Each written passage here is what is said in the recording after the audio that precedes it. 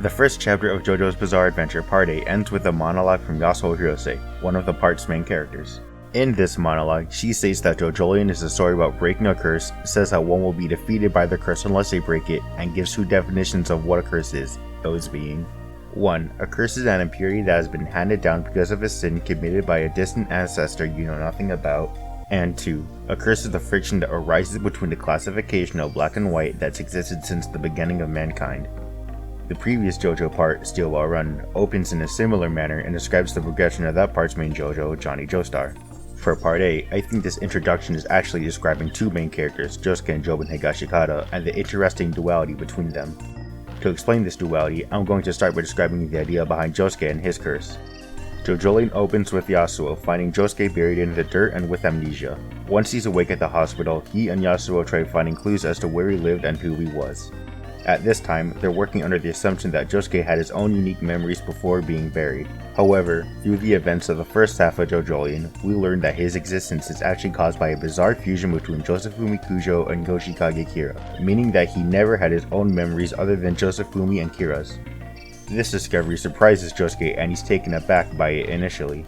At first, he addresses himself as just a combination between Kira and Josefumi, but eventually comes to accept and embrace his new identity as his own while still recognizing his origin.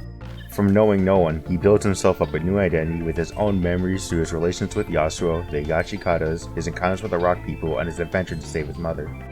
Josuke's curse was his birth and the ensuing identity crisis. The nature of his existence is this impurity that was handed to him by ancestors he at first knew nothing about. His acceptance of his new identity is his way of breaking his curse. He also breaks the curse's second definition, the idea of friction between black and white. Once he accepts himself, he isn't Kira or Josefumi, but something new. While Josuke is able to defeat his curse in a way that benefits himself and others, Jobin can't say the same. For generations, the Higashikata family has been plagued with a lethal rock disease that only infects the firstborn son of that generation. Jobin, being the firstborn son of the 5th Higashikata generation, was expected to die from this rock disease at age 10. For most of his youth, Jobin, a sickly child, was bullied and haunted with short-term memory loss that stemmed from his rock disease. It was expected of his mother, Kato Higashikata, to sacrifice her life in an exchange to save her firstborn son, as all previous mothers of the Higashikata family have done the same. However, she breaks this norm and kills one of Jobin's bullies to cure him instead. Because of this, Jobin never learned to make his own personal or familial sacrifices like the other firstborn sons of the Higashikata family. From his mother, he defaults to the idea of using outsiders to solve his issues instead of resolving them internally. Ultimately, his mother's ideologies and his survival of the rock disease would shape Jobin's mentality.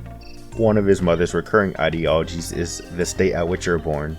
When she killed the bully to save Jobin, she told him, "Places are unfair, they're not equal for everyone. You can't choose where you're born, but people climb to find happiness in those places."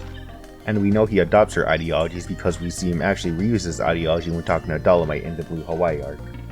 The challenge to climb upwards from your 0 point and his willingness to sacrifice others manifests into his main principle, the idea that there exists simply the strong that survive and the weak which are destroyed, those two and nothing more.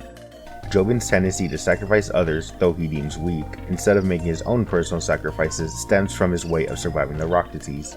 He sees his willingness to use others as his way of showing strength, and that they are without mercy because they always get their hands on strength.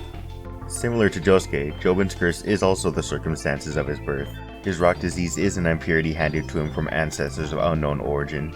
However, unlike Josuke, he tries to defeat his curse by sacrificing and using others. Because of this, he ends up embracing the classification of black and white, primarily in his views on how people are either weak or strong. Josuke and Jobin are opposites in this regard. Their curse is the circumstances of their birth, but they develop opposite reactions to it.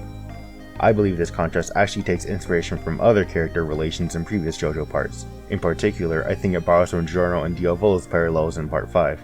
To see why Josuke and Jobin's dynamic draws from Giorno and Diavolo's dynamic, we first have to talk about one of Part 5's main themes, your fate.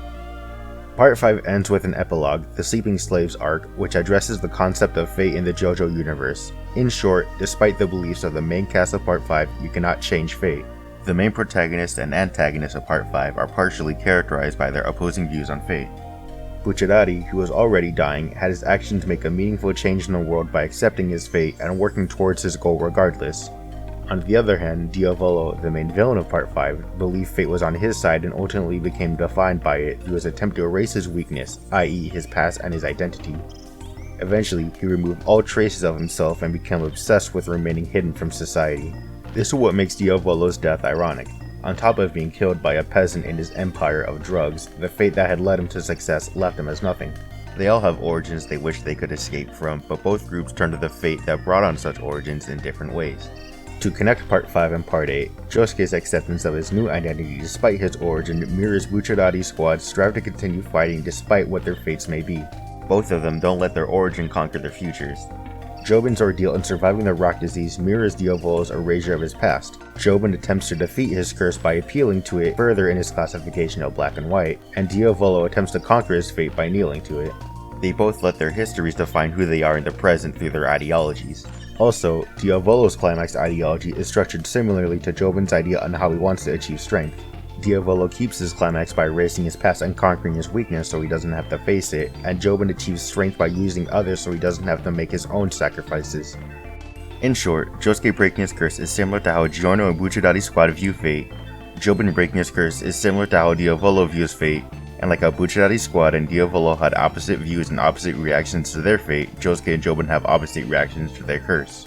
The oppositeness of Josuke and Jobin's dynamic manages to both incorporate new themes and borrow from the best dynamics in previous JoJo parts. In terms of Josuke's story, Jobin is the ideal foil, making him, thematically speaking, a great contender for Part 8's main villain. After almost a decade of JoJolion, I think that this dynamic and the characterization of Josuke and Jobin is one of my favorite character dynamics in JoJo's, but that's just my opinion. What do you think? Thanks for watching.